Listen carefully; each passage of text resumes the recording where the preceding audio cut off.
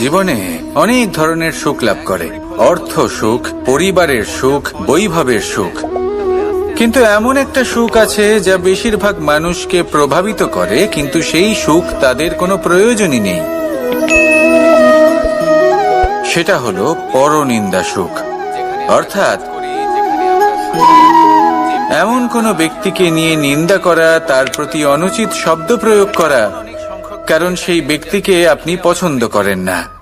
আর এমন অনেক মানুষ আছেন যারা এই কাজ করে খুব আনন্দ লাভ করেন, যেটা করা উচিত নয়।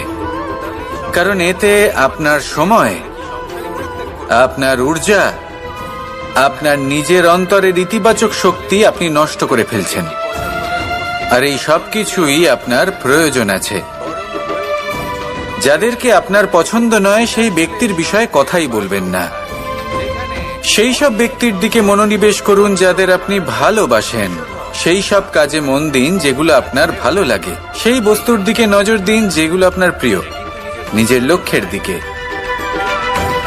এই সব কিছুর দিকে নয়।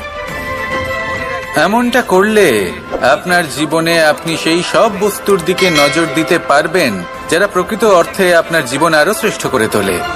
এমনটাই করুন, জীবন আরো অনেক বেশি সুন্দর হয়ে উঠবে। আর তখন এই মন প্রসন্ন হয়ে বলবে,